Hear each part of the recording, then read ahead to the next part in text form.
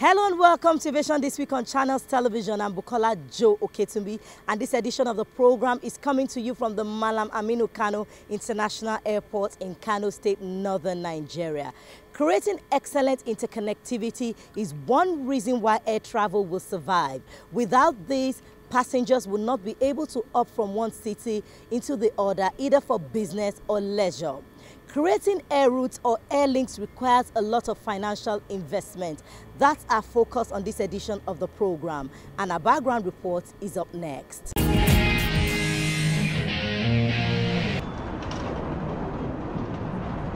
Route development is the lifeblood of any airport, airline and related industries. A means of promoting growth, securing profits and satisfying various constituencies. The first air link between Nigeria and the United States was launched in early October 1964, called Operation Fantastic. It linked Lagos with New York and was operated by Pan Am using Boeing 707S and DC-8S. But an agreement between both countries allowed Nigeria Airways to sell a limited number of seats on these flights. By 1970, a domestic network and regional routes that extended west as far as Dakar operated in pool agreement with Ghana Airways.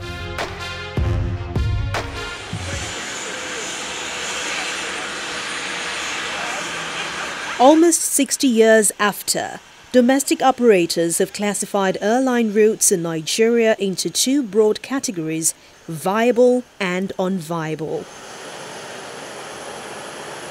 The viable routes are Lagos, Abuja, Port Harcourt and Kano.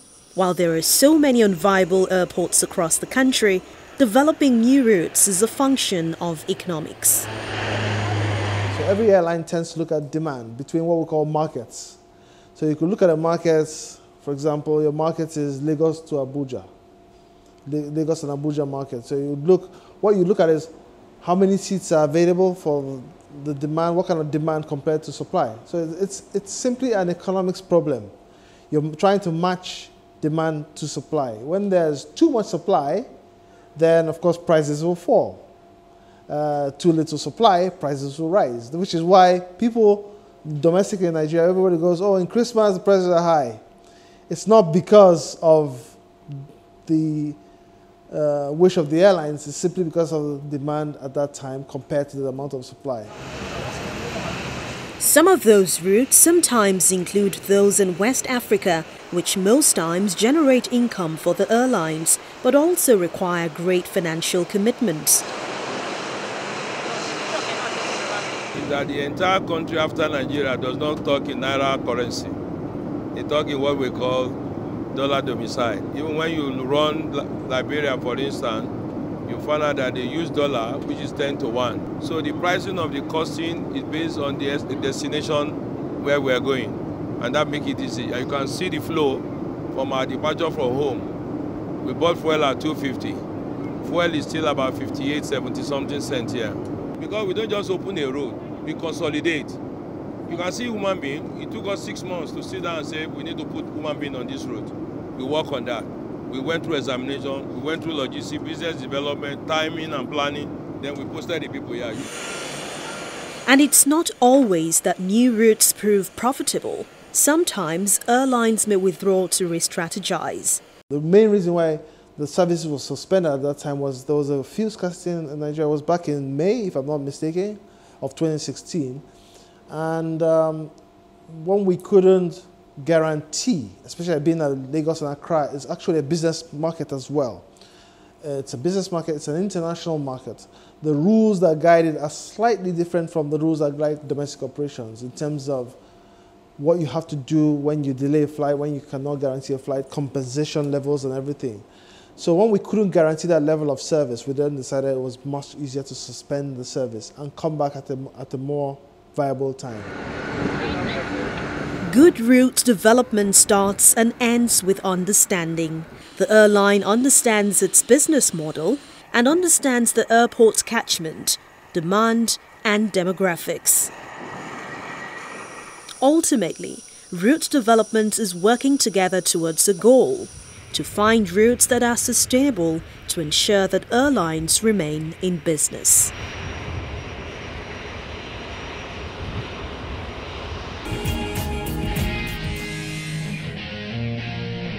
Our guest shares with us the development of the Lagos-New York route many years after it was abandoned by the former national carrier Nigerian Airways while he worked at his former post at Arik Air. He also adds that there must be a route development plan, analytical studies, and of course massive financial investment. This is the view of our guest, Captain Ado Sanusi, the Managing Director of AMCON-owned Aero Contractors. It is extremely important because you cannot be flying routes that are not viable.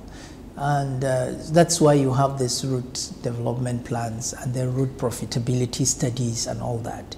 So it's again normal investment for any kind of business. You are investing in a particular route and you believe that it should give you a returns and you should start getting profit out of that route.